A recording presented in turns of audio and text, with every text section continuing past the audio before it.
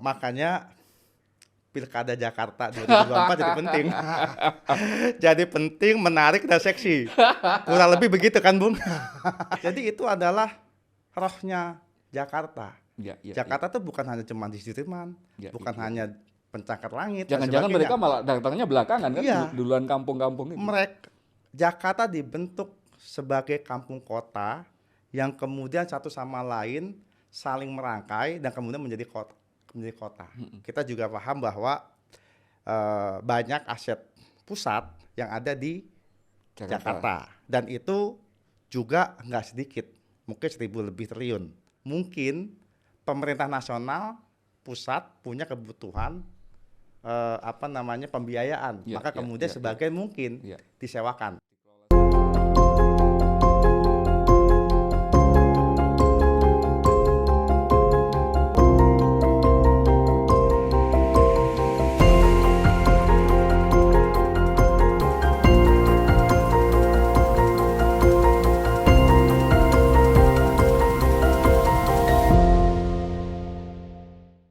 Salam Pancasila. Kawan, bertemu lagi dengan saya Winarko Ngantiwani di Ruang Dialektika. Setelah kemarin kita ngomong tentang pro kontra ibu kota negara Nusantara dan rencana perpindahan IKN, sekarang kita akan membahas semacam tindak lanjutnya, yaitu tentang Jakartanya. Setelah kemarin sudah diatur dengan undang-undang yang baru, Undang-Undang Nomor 2 2024 tentang Daerah Khusus Jakarta. Tentu saja masih banyak hal yang bisa kita diskusikan, dari apakah kemudian undang-undang ini sudah cukup sebagai semacam kerangka acuan untuk kemudian bagaimana nanti kepindahan ini akan dilaksanakan. Nah, untuk membahas ini tentu saja kita akan menghadirkan tamu yang cukup spesial karena beliau terlibat secara intens juga dengan posisinya hari ini sebagai salah seorang politisi di DKI Jakarta, politisi yang saya rasa tidak lagi bisa diragukan ke jeniusannya, karena kemudian di pemilu yang terakhir, di pileg terakhir, beliau akan menjabat yang keempat kali sebagai anggota legislatif di DPRD Jakarta. Dan kebetulan juga beliau sebagai anggota pansus dari, saya lupa nama teknisnya, tapi kira-kira pansus ini disiapkan oleh DPRD DKI untuk mempersiapkan hal-hal teknis berkaitan dengan kepindahan transisi dari DKI Jakarta ke IKN nanti. Tanpa berpanjang kata, kita perkenalkan tamu kita di Ruang Dialektika kali ini, Bung Dwi Rio Sambodo. Siap. Apa kabar Bung Rio? Baik, terima kasih Salam undangannya. Salam Pancasila. Merdeka. Terima kasih ya sudah mau meluangkan Sama-sama waktu untuk kesini. Mudah-mudahan nggak terlalu mendadak, karena tadi kita ngobrol di offline, katanya sedang persiapan untuk ngantar anak kuliah gitu kan. Enggak juga. Baik Bung, bantu kami untuk kemudian memahami banyak hal yang mungkin masih belum terlalu jelas di awam tentang apa sih sebenarnya konsekuensi ketika kemarin misalnya ribut menjadi salah satu bahasan di menjelang Pilpres atau menjelang Pileg kemarin misalnya. Nanti kalau DKI sudah ibu kota sudah pindah ke sana, ke Kalimantan, nanti statusnya atau nasibnya DKI ini seperti apa? Dan ketika kemudian dikeluarkan DKJ, undang-undang DKJ, banyak juga yang mengkritik undang-undangnya terlalu tergesa-gesa, terlalu terburu-buru, sehingga kemudian masih banyak hal yang. Nah, mungkin dimulai dengan setelah kemudian tadi sudah dibentuk pansus itu, kira-kira apa yang hari ini dilakukan untuk sebagai semacam persiapan untuk transisi ini, sebelum kita ngomong lebih detail tentang undang-undang DKJ-nya ini. Oke, terima kasih Bung Winarko atas pada kesempatan hari ini. Senang ya kita bisa jumpa.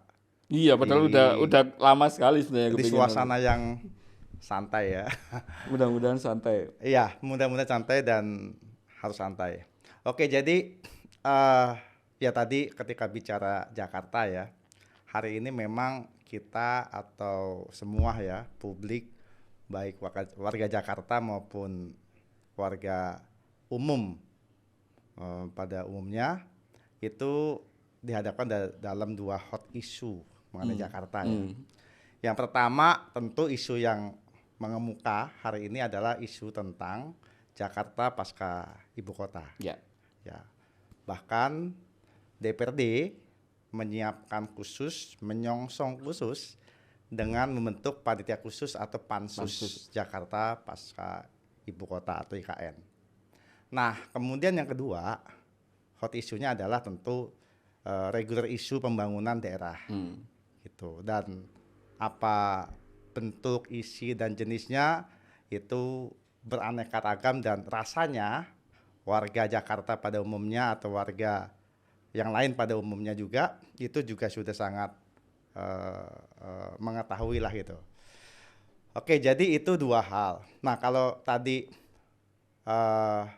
disampaikan bagaimana soal kondisi aktual ya, kondisi terakhir lah ya mengenai apa namanya Jakarta pasca ibu kota. Ada beberapa hal yang memang menjadi titik krusial.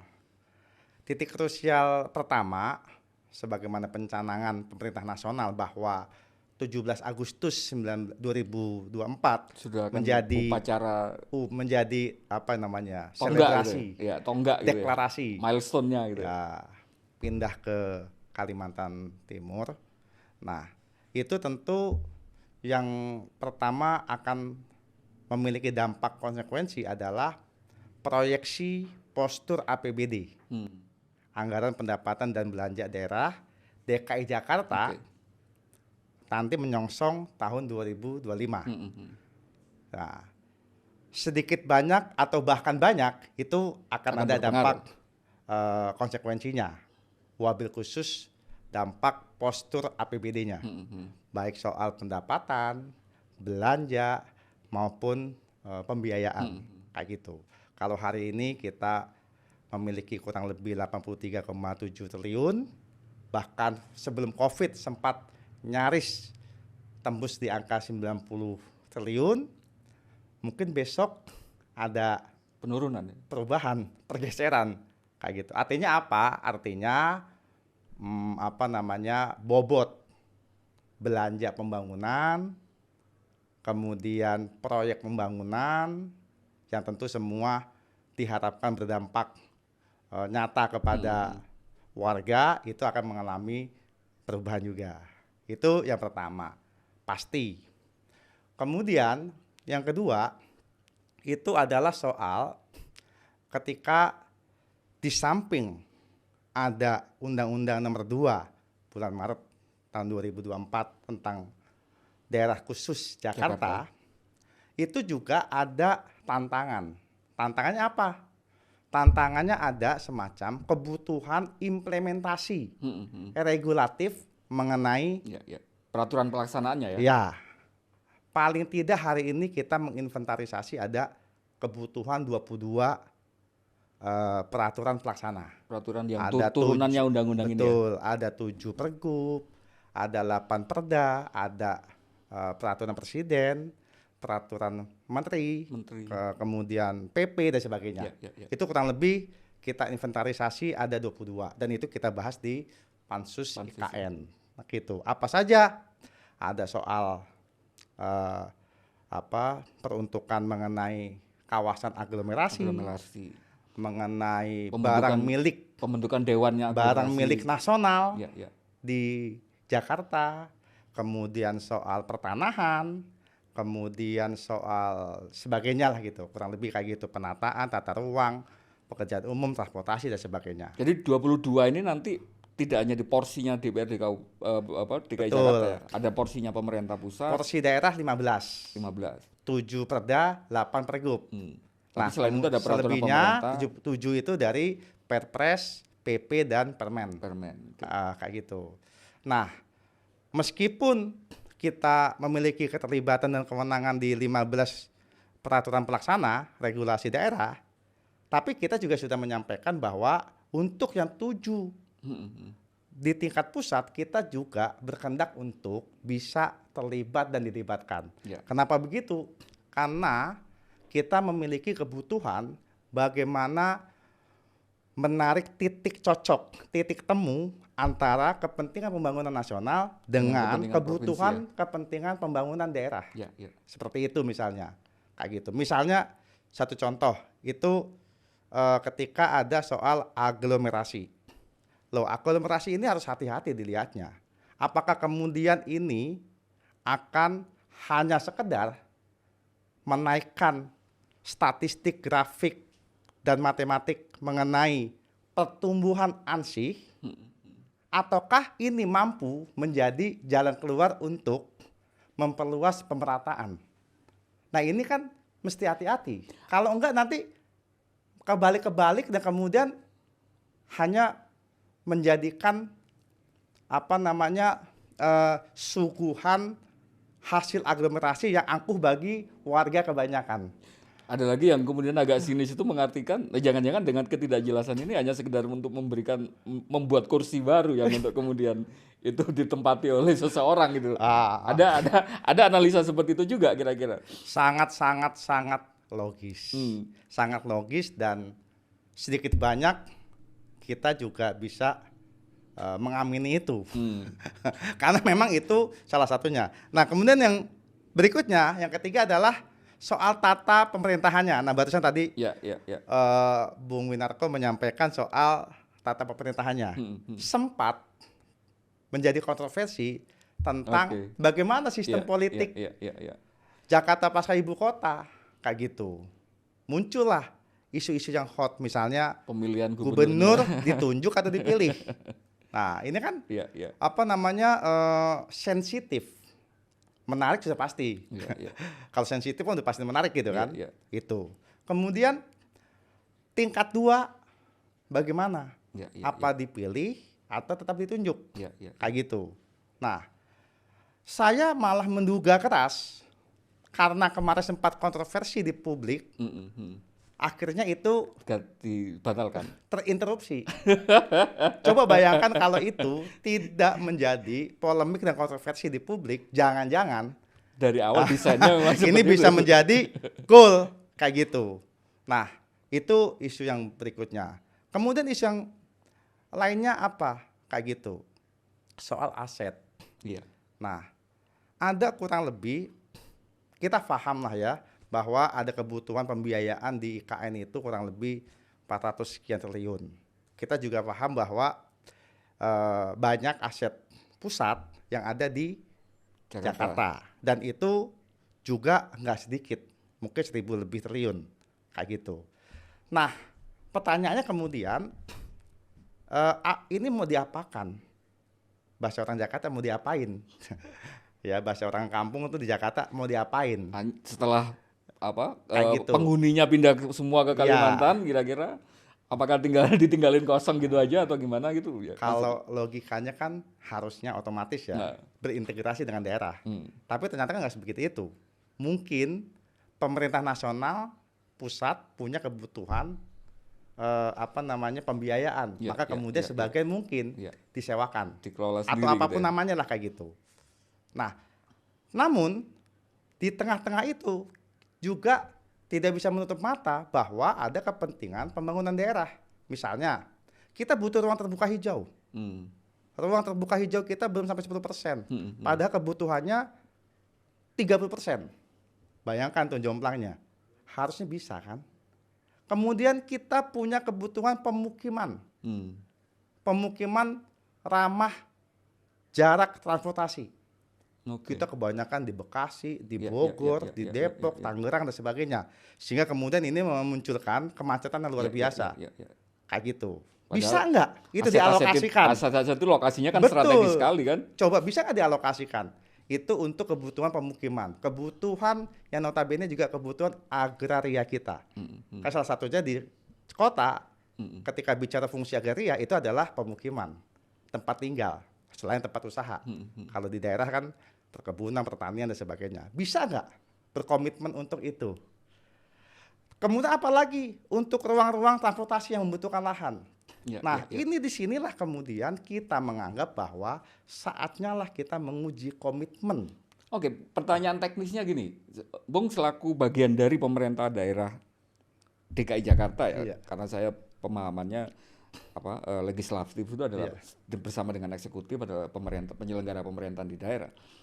Dalam proses-proses kemarin penyusunan undang-undangnya, kalau yang peraturan turunannya kan tentu saja belum jalan. Tapi di peraturan penyusunan undang-undangnya itu apa nggak dilibatkan gitu ya. Sehingga kemudian hal semacam itu kok masih sangat mentah gitu untuk kemudian dibahas. Sejujurnya perlu kita sampaikan bahwa kita tidak banyak terlibat dan dilibatkan. Dan ini tentu membuat kita prihatin. Sebagai representasi warga Jakarta kan dipilih oleh pemilu kan. Kayak gitu. Harusnya kita bisa lebih optimal, maksimal dan seterusnya. Meskipun itu undang-undang ya. Meskipun undang-undang tentang Jakarta. Kayak gitu. Oleh sebab itulah, Bung, kita akan fight, berjuang keras, sepenuh tenaga untuk masuk dalam ruang pembuatan peraturan pelaksana. Yang ini menurut kita adalah peluang dan ruang kita yang bisa kita optimalkan. Sehingga implementasi undang-undang daerah khusus Jakarta yang perlu diafirmatifkan, perlu dikonkretkan, itu bisa kita capai. Seperti itu kurang lebihnya. Gitu kan. Nah, termasuk juga isu yang berikutnya tentang Jakarta Pasca IKN adalah soal Jakarta sebagai kota global. Jakarta kota global ini juga sepadan ini dengan isu kawasan aglomerasi. Ini kan soal lahan. Gitu loh. Soal komersialisasi lahan, aset dan sebagainya. Nah, kota global ini harus kita cermati hati-hati juga. Jangan sampai kemudian Jakarta yang semakin komersil itu menjadi tempat yang asing bagi kebanyakan warga secara umum. Harus diingat, Bung, bahwa ketika kita bicara Jakarta hari ini dan ke depan, maka tidak bisa dipisahkan bagaimana Jakarta secara historis. Jakarta secara historis ada dua hal utama nih, kayak gitu. Pertama, Jakarta itu adalah kumpulan kampung-kampung di kota. Itu saya sekilas kemarin ngelihat hal yang dilakukan Bung selama menjabat anggota dewan beberapa periode itu, salah satunya mengintensifkan itu kan, pendampingan ke kampung-kampung, bagaimana mereka mendapatkan hak atas kepemilikan atau tempat tinggalnya gitu ya. Jadi itu adalah rohnya Jakarta. Jakarta tuh bukan hanya cuma di Sudirman, bukan hanya pencakar langit. Jangan-jangan mereka malah datangnya belakangan kan, duluan kampung-kampung itu. Jakarta dibentuk sebagai kampung kota yang kemudian satu sama lain saling merangkai dan kemudian menjadi kota. Gitu. Nah, makanya ketika kita harus melakukan pendekatan pembangunan di Jakarta termasuk pertanahan, agraria dan sebagainya, itu tidak bisa dipisahkan tentang itu. Itu yang pertama. Yang kedua, Jakarta adalah kota perjuangan. Gitu loh. Jakarta adalah kota perjuangan. Jakarta dibentuk dan kemudian diselenggarakan pemerintahnya oleh wali kota pertama, wali kota Suwiryo, ya, itu adalah amanat dari proklamasi tentang pemindahan kekuasaan sesingkat mungkin dan dengan cara yang seksama. Gitu loh. Artinya apa? Jakarta itu dilahirkan, dirintis oleh balutan spirit dan semangat perjuangan yang tinggi. Perjuangan untuk apa? Untuk keadilan warga gitu. Nah, inilah yang kemudian harus menjadi prinsip utama bagi para pemangku kepentingan, baik eksekutif, baik legislatif, ya kan gitu. Dalam rangka untuk menjunjung harkat dan martabat para pemilik kepentingan, shareholder kita, yaitu apa? Warga. Kayak gitu. Nah, kurang lebih kayak gitu. Saya sangat tangkap karena kemudian ini saya mau menghubungkan dengan apa yang disampaikan, informasi yang disampaikan oleh analisa yang disampaikan oleh Profesor Didin kemarin di forum sebelumnya. Ini mohon maaf, mungkin nanti ada agak sedikit kita tidak bermaksud untuk masuk ke konspiratif atau apa ya, tapi ada informasi dari Prof Didin kemarin gini, bahwa ternyata salah satu alasan yang menghambat untuk kemudian investor lokal ke IKN itu belum segera membangun, itu adalah karena ada semacam deal yang belum selesai untuk kemudian investor lokal ini meminta untuk ikut memanfaatkan aset-aset pemerintah pusat yang di Jakarta ini yang akan ditinggal ini. Ya. Artinya mereka akan menjadi investor yang kemudian nah, ketika itu mereka sebagai kalau bahasanya Prof Didin adalah oligarki ini masuk untuk mengelola ini barang-barang milik negara yang akan ditinggalkan ke Kalimantan itu. Saya jadi sangat ragu untuk kemudian mereka akan mau untuk menginkorporasikan mau mengikutkan kepentingan kampung, warga dan sebagainya tadi untuk menjadi bagian dari pertimbangan ini. Menurut Bung itu apa tidak mengkhawatirkan? Sangat-sangat mengkhawatirkan. Kenapa begitu? Karena kita melihat ada indikasi-indikasi yang kok ke sana gitu loh. Kok ke sana. Dan ketika ada kecondongan, ya tadi saya bilang, ini kan pertarungan menjadi pertarungan ekonomi politik, pertumbuhan dan pemerataan gitu. Seperti itu kurang lebihnya gitu. Nah, ya kecondongannya ke sana. Apalagi hari ini, tadi saya tambahkan lagi isu kependudukan yang sangat meresahkan nih. Isu kependudukan. Ya kan? Isu kependudukan itu soal hari ini resah tentang administrasi kependudukan. Warga Jakarta, bukan Jakarta, dicabut segala macam. Ini maksudnya gimana? Yang gitu. Karena secara administratif status DKI itu sudah berubah menjadi DKJ, maka KTP-nya sudah perlu diganti itu ya. Dan itu kan dibalut oleh peraturan pusat, kan gitu kurang lebihnya. Nah itu kan artinya tanda-tanda bahwa kita itu tidak berorientasi pada pemerataan. Jadi baik lagi tadi yang Bung Winarto sampaikan bahwa kalau lihat dari gejala-gejala sosial ekonomi politiknya, ya kan. Nah ini yang kemudian membuat kita sebagai katakan mewakili warga Jakarta berupaya untuk berjuang keras dalam ranah parlemen, baik itu regulasi, baik itu fungsi kontrol, baik termasuk fungsi-fungsi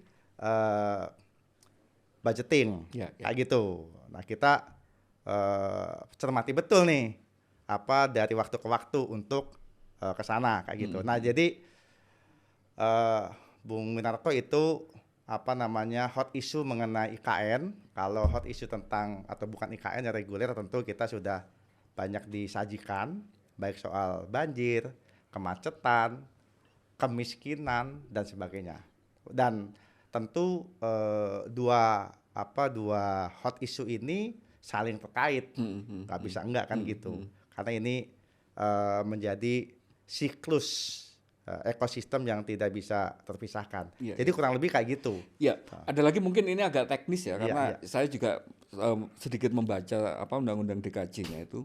Hal-hal yang sifatnya teknokratis tadi, problem-problem yang memang dari dulu sudah dialami oleh Jakarta, masalah banjir, masalah transportasi, masalah kependudukan, kemiskinan. Itu kenapa kemudian dalam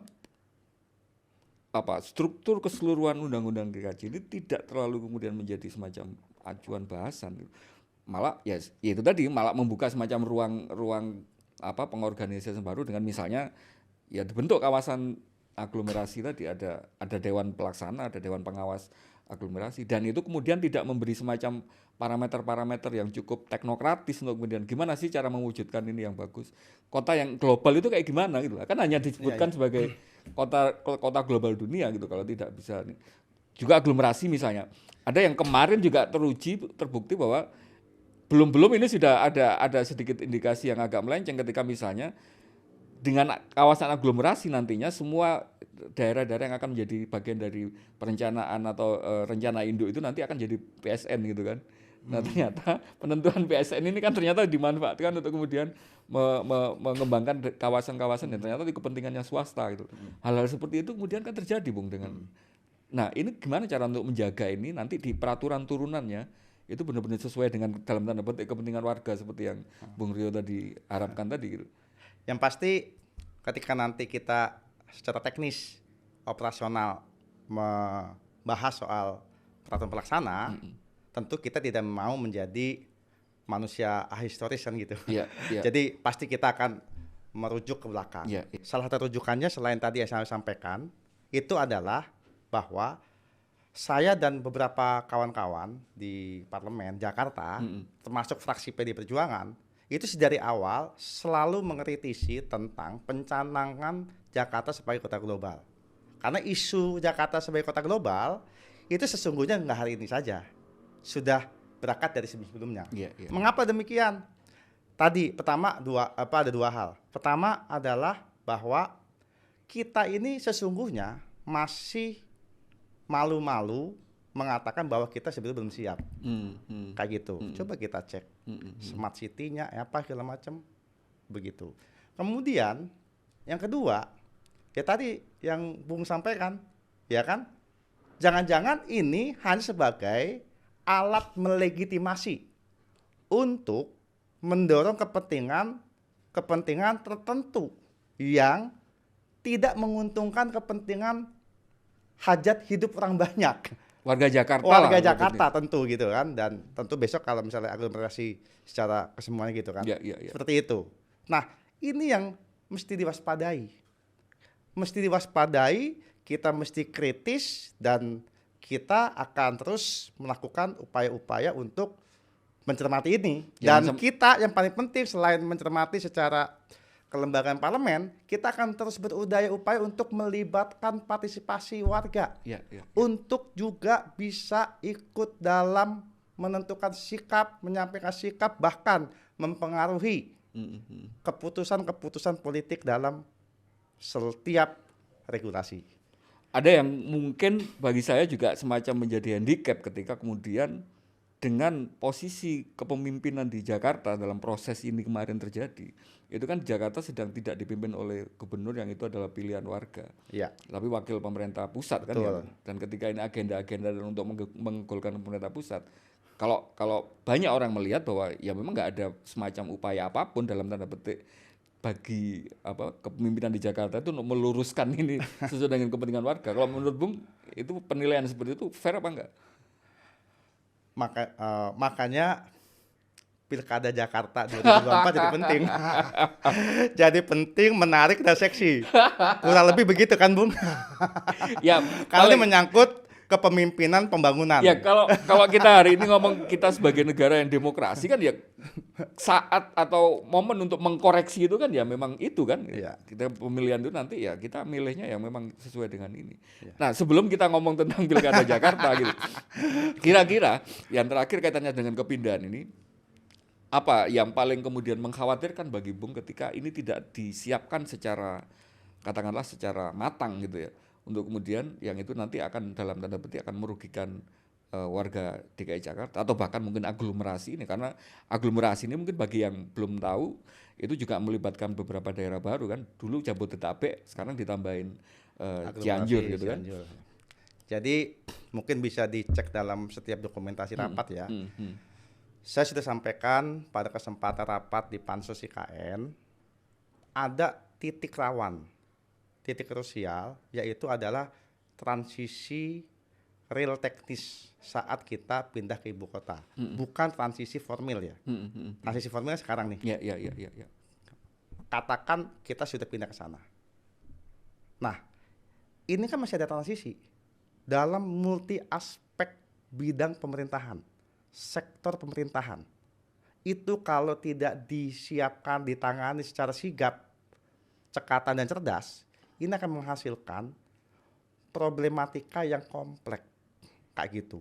Nah, itu yang kita ingatkan sehingga kita sampaikan bukan cuma aset. Tadi saya bilang kependudukan. Ya, kedua, ketiga, keempat, kelima banyak lagi. Nah, transisi teknis nanti ini harus disiapkan. Penanganannya kayak gimana?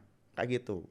Bisa kita bayangkan nggak misalnya kacau balaunya identitas kependudukan warga Jakarta seperti itu. Sementara ketika kita bicara hari ini dalam suasana online dan sebagainya, kemudian setiap aplikasi itu tidak connect, maka kita bisa bayangkan tuh, ya kan, trouble massal yang terjadi pada karena entry-nya udah bermasalah gitu kan. Kurang lebih kayak gitu, seperti itu. Nah, ini yang perlu diantisipasi. Iya, karena kemudian salah satu yang konsekuensi teknis dari undang-undang itu adalah di peraturan peralihannya. Itu kan masih membuka ruang bahwa kemudian kalau asumsinya idealnya ketika pemerintah sudah pindah ke sana, status ini kan sudah otomatis mestinya gitu. Nah, tapi kan ternyata karena mungkin entah karena memang pembuat undang-undang ini tahu kalau pindah itu ternyata bukan hal yang mudah. Itu kan ada agak dibuat semacam abu-abu gitu, bahwa nanti pemerintahan pusat masih mungkin dilaksanakan di Jakarta gitu sebelum yang ke sana. Nah, tapi kemudian menimbulkan itu tadi problem kependudukan yang menurut Bung tadi akan jadi semacam bom waktu mungkin ya bagi masyarakat gitu.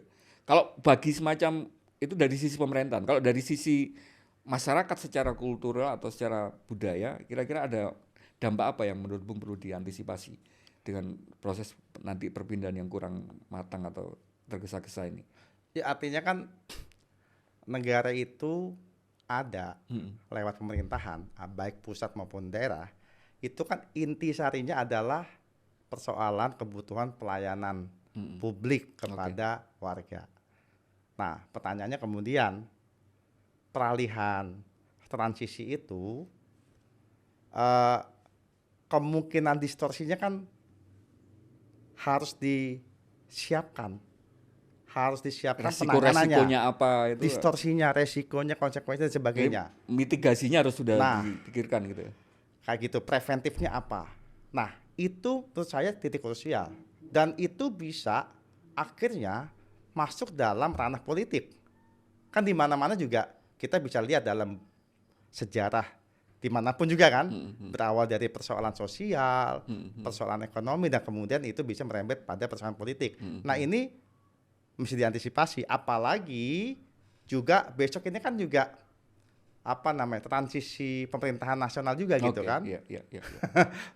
Jadi ada patahan-patahan yang cukup sensitif nih.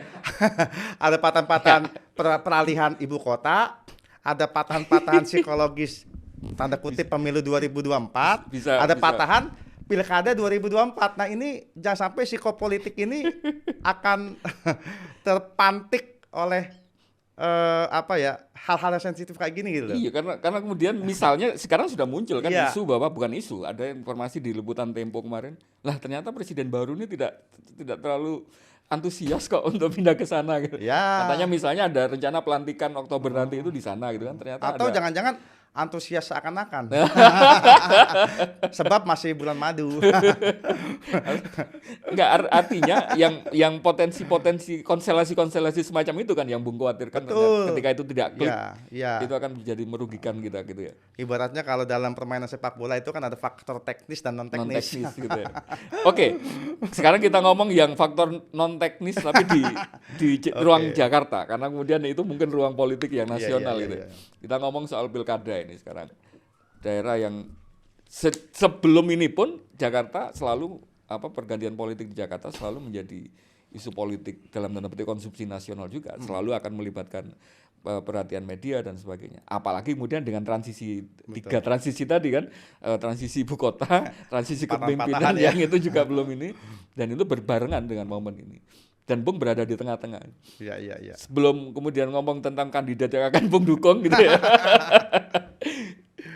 Bantu kami dulu untuk kemudian memberi gambaran kira-kira apa nanti yang perlu diperhatikan ketika warga Jakarta itu memilih pemimpin di titik krusial antar patahan-patahan ini. Apa yang berbeda dengan kemarin Pilbub 2018 ya, 2017 atau Pilbub 2012 itu misalnya.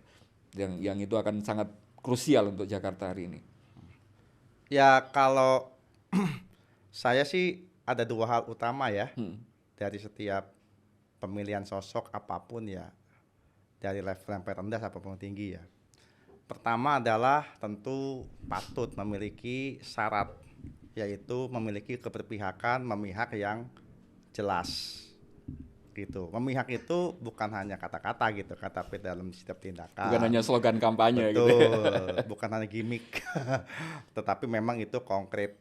Dan gitu. ada rekam jejak. Konkret, ada rekam jejak, kemudian apa yang mau dilakukan itu cetak jelas gitu. Itu penting. Itu menyangkut mentalitas, moral perjuangan kayak gitu. Ya, itu pertama. Yang kedua tentu yang memiliki keterampilan, kepiawaian, kemahiran dalam melaksanakan kebutuhan pembangunan.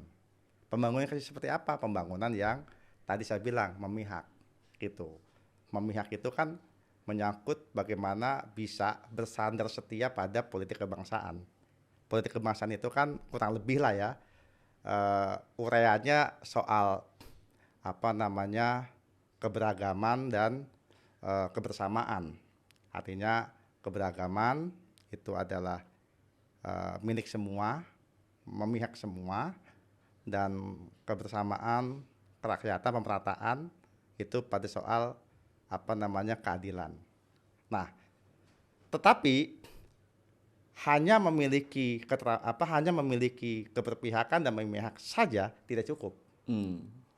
Perlu diiringi dengan kemampuan untuk bisa mengeksekusi, melaksanakan agenda-agenda kebutuhan pembangunan itu, gitu loh. Nah, ukurannya apa? Ukurannya misalnya legasi apa yang mungkin pernah disandarkan oleh yang bersangkutan, kan begitu. Artinya yang bersangkutan itu harus proven pernah di ladang lain mungkin atau di periode lain itu apapun, baik pemerintahan, baik non pemerintahan. Tapi kan kita punya apa namanya pandangan mata bahwa sudah teruji lah. Betul, ada sesuatu yang sudah dikaryakan, diperbuat seperti itu. Ya, saya khawatirnya kemudian persepsinya pemirsa seolah-olah kemudian kita mengarahkan ya berarti mantan gubernur yang ini gitu kan. Nggak mesti juga. Nggak harus gitu kan. Karena harus diingat bahwa banyak limpahan potensi, banyak limpahan talenta, ya kayak gitu. Yang ini sebetulnya hanya membutuhkan kesempatan. Makanya oleh sebab itu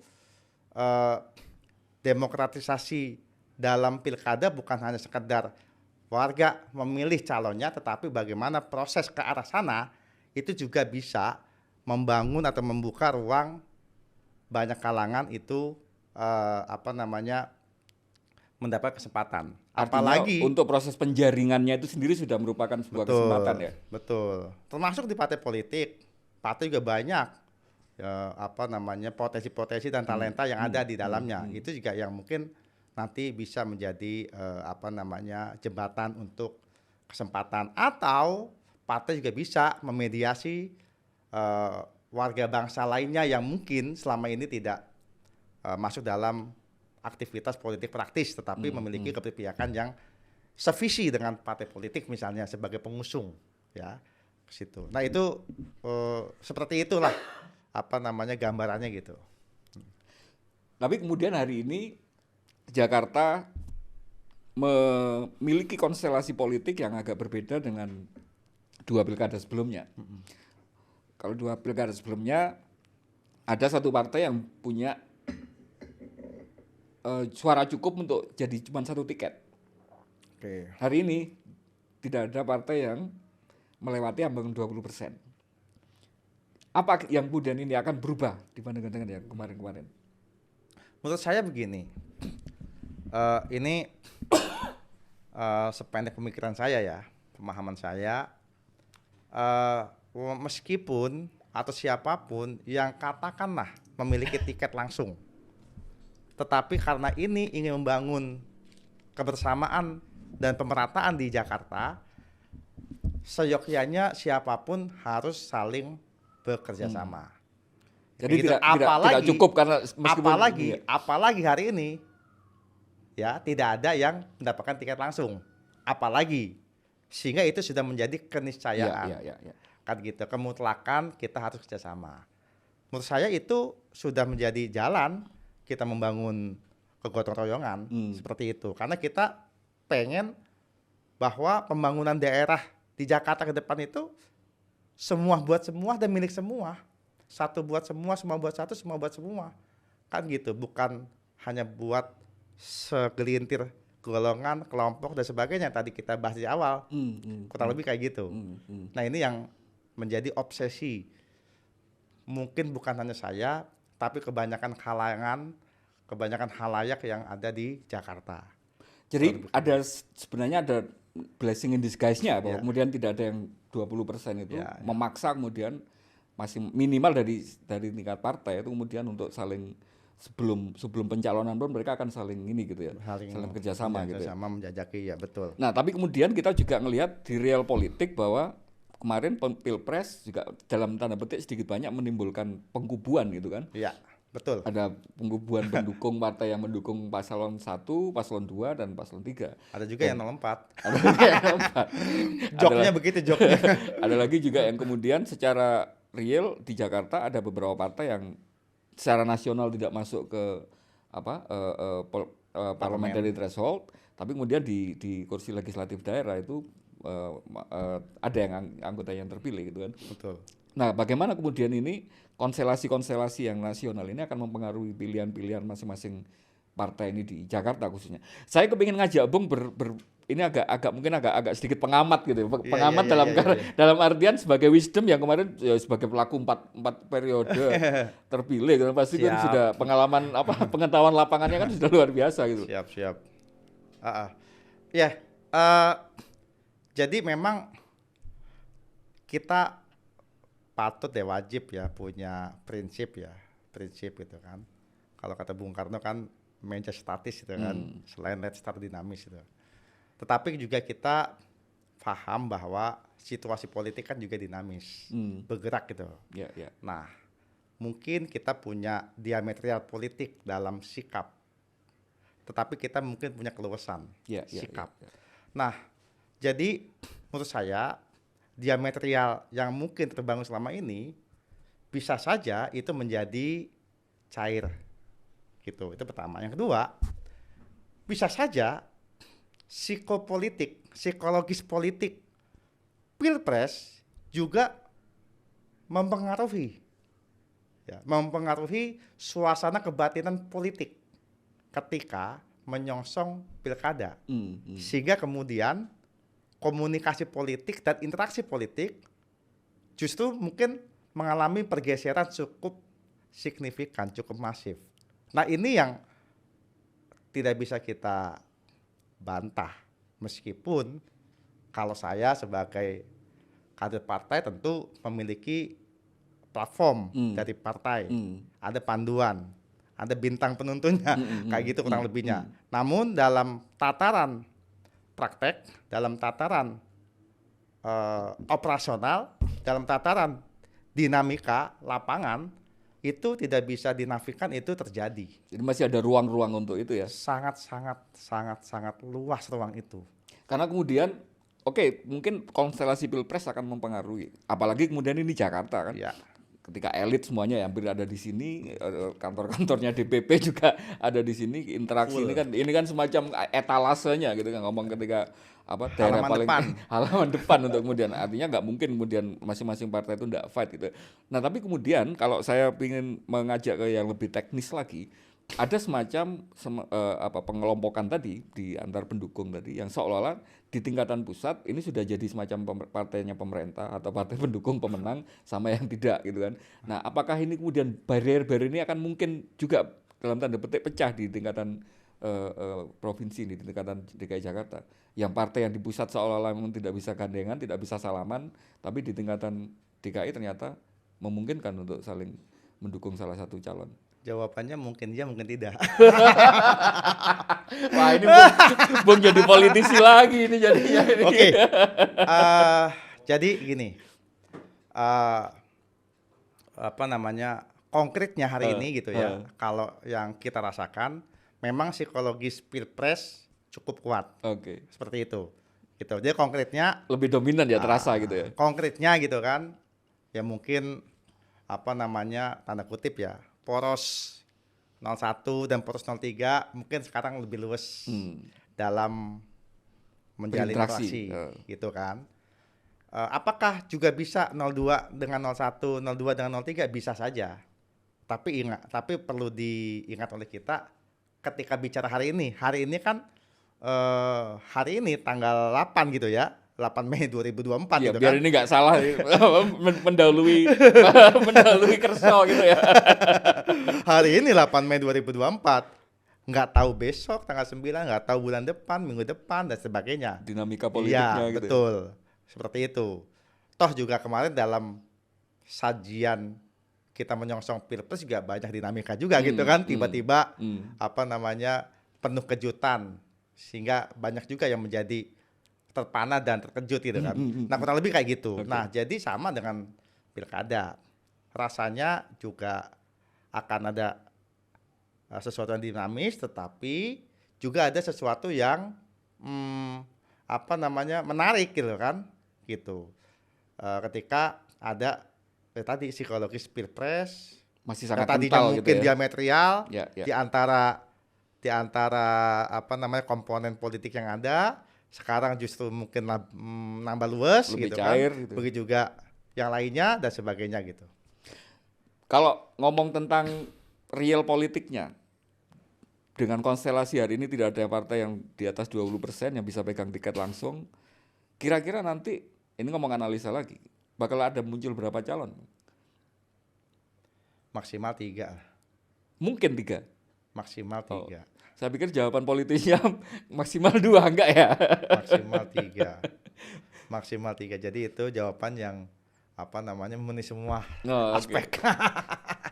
Maksimal 3. Enggak berarti kalau karena kemudian ada lagi-lagi ada semacam analisa untuk tidak mengulangi semacam tensi yang terjadi di 2017 misalnya, itu kan idealnya memang ya, kalau Jakarta itu ya nggak bisa kalau misalnya 2 itu kan Artinya nanti maksimal akan 3 itu terjadi lagi. begini, Bung.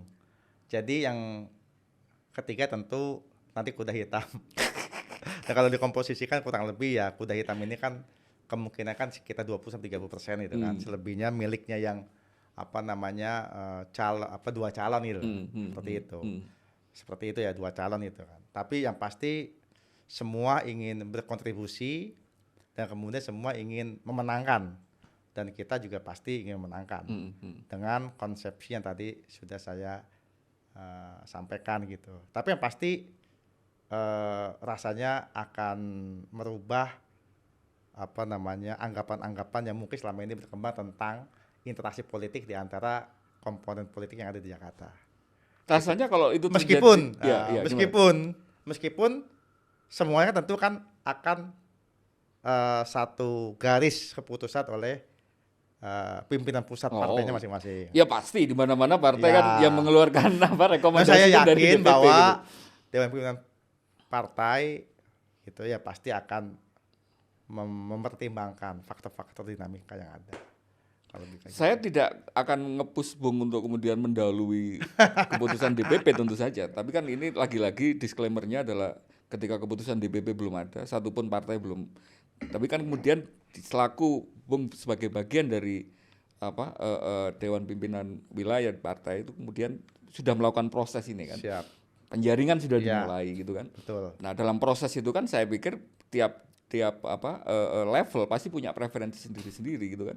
Nah, dalam proses ini kemudian saya ingin tanya, yang dicari dari PDI Perjuangan di DKI Jakarta sebagai calon pemimpin untuk Pilgub ini nanti kandidat yang seperti apa, Bung?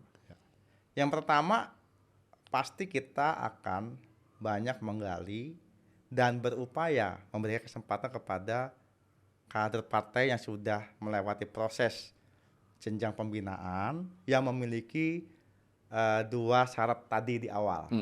Syarat memihak dan syarat yang memang memiliki kemampuan atau Jadi keterampilan. teknokratisnya teruji. Betul, Gitu. ada sisi teknokratisnya, ada sisi keberpihakannya.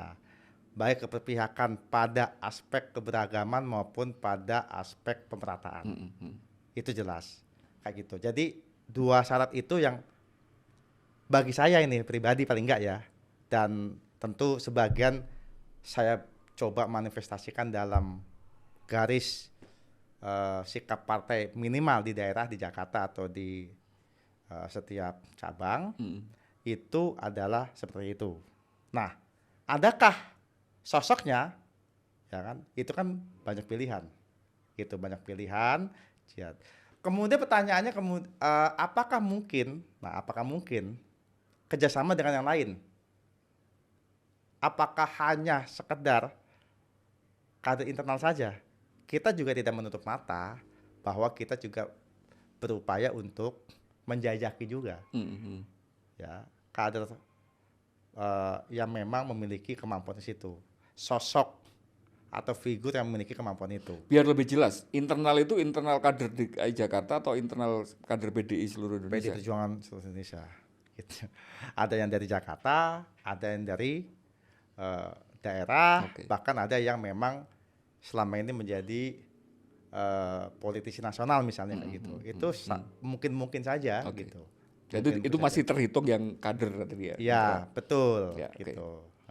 Kalau yang eksternal kan yang notabene memang bukan kader partai dari PD Perjuangan. Iya, iya. Gitu. Nah, dalam proses ini ada nggak kemudian karena tadi membuka ruang seluas-luasnya, ada nggak upaya yang katakanlah mungkin lebih proaktif itu untuk mencari yang tentu saja saya membayangkan gini Bung, dari dulu itu Jakarta seharusnya kan kalau ngomong tingkat pendidikan, tingkat ekonomi dan sebagainya, itu daerah yang paling bagus di Indonesia. Harusnya kan calon-calon pemimpin yang paling mungkin untuk muncul di jaring itu ya dari Jakarta sendiri itu. Nah, dalam proses itu saya nggak tahu, ada nggak sih semacam upaya lebih untuk katakanlah menjaring profesional misalnya. Di Jakarta nggak kekurangan perusahaan-perusahaan berstaraf internasional, SDM Indonesia yang di luar politik itu juga sangat mungkin nggak itu kemudian juga dilakukan di proses penjaringan sebuah partai ketika ngomong pilkada ini? Sangat mungkin. Oleh sebab itulah maka kemudian dalam proses penjaringan sebagai prosedur politik dan mekanisme politik internal partai, kita membuka pendaftaran yang luas bagi siapapun juga. Jadi pendaftaran itu bukan hanya kepada kader partai, tetapi yang luas, profesional, Jadi memang mungkin dibuka ya. purnawirawan, TNI, Polri, kemudian kaum penggiat usaha, milenial bahkan, itu kita buka. Dan nantinya semua akan melewati proses mekanisme itu sendiri yang sudah ditentukan oleh peraturan partai secara internal. Dan setiap proses termasuk tentu hasilnya akan berupaya dipublikasikan kepada publik sebagai upaya komunikasi politik kepada publik terhadap yang tadi Bung sampaikan gitu. Jadi sangat-sangat terbuka gitu. Dan kita punya pengalaman kita pernah mengusung memang betul-betul dari kader internal partai, ada juga pernah punya kesempatan atau pengalaman ya mengusung bukan dari kader partai. Ini di Jakarta ya, di Pilgub Iya, Jakarta. di Ya? Jakarta kesempatan itu ada, pernah. Oke. Iya, tahun 2007, 2002 kita mengusung yang bukan kader partai. Tahun 2012, kemudian tahun 2017 kita mengusung kader partai. Artinya kita punya pengalaman dari dua sisi ini. Jadi tidak ada yang baru gitu ya untuk Betul. Kemudian. Jadi yang Bung Winarko sampaikan tadi, ya kan, sangat-sangat mungkin karena sudah pernah kita tempuh. Nah, yang baru ini mungkin karena sekarang tidak bisa megang tiket secara langsung, ya. Nerima nggak kemungkinan yang bisa diajukan itu hanya wakil? Gitu? Kan semua dinamis seperti itu. Dan saya yakin DPP partai memiliki banyak analisa, baik memutuskan untuk tetap mengajukan sebagai calon gubernur maupun perkembangan lainnya. Kurang lebih kayak gitu, Bung. Nah, masih senapas dengan itu kemudian, kalau ternyata nanti berhadapannya tetap dengan dalam tanda petik wakil atau kandidat yang itu kemudian di-endorse oleh presiden, yang tentu saja dengan berbagai macam resource-nya. Hari ini sudah muncul nama-nama mulai PJ sampai mantan gubernur Jawa Barat dan seterusnya sampai putranya yang paling bungsu dan sebagainya. Akan jadi lawan lagi di proses pertarungan yang kemudian mengulangi pileg dan pilpres Februari kemarin. Apa yang akan dilakukan oleh teman-teman PDI Perjuangan di Jakarta? Ya kan kita masuk dalam ranah politik. Yeah. Dalam ranah politik itu kan ada banyak praktek teori kemungkinan. Nah, semua kemungkinan politik tentu kan kita sudah analisis dan yang paling penting kita antisipasi. Sehingga kita berupaya untuk bersiap siaga. Sigap untuk menghadapi semua kemungkinan. Kayak gitu. Kemungkinan kita dengan siapa, kemungkinan kita dengan siapa, kemungkinan kita dengan siapa mengusung apa, dan sebagainya. Kurang lebih kayak gitu. Jadi siap-siap saja dengan siapapun yang nanti kita akan kerjasama politik bersama-sama. Saya tadi itu padahal kepingin jawabannya itu hanya gini aja. Saya akan lebih senang bertarung dengan musuh yang lebih kuat dibandingkan dengan Nggak, Sebetulnya Bung, dari awal tadi saya menyampaikan tentang psikologis Pilpres, Iya, gitu ya. Itu sudah Sebenarnya sudah jelas. Arahnya apa? Arahnya kalau hari ini, kan saya bilang hari ini nih.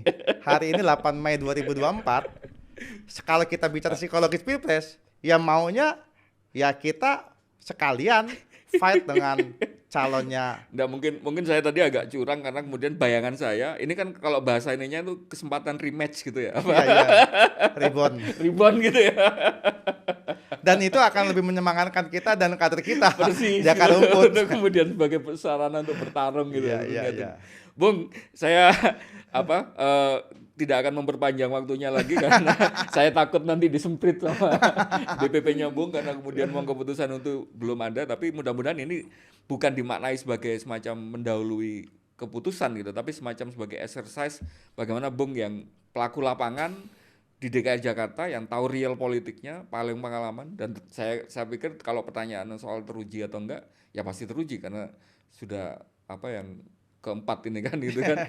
Nah itu sehingga kemudian mudah-mudahan nanti nggak tahu ini akan didengar sebagai semacam ya persepsi politiknya di tingkat bawah ya seperti ini. Yang pasti begini Bung, ya.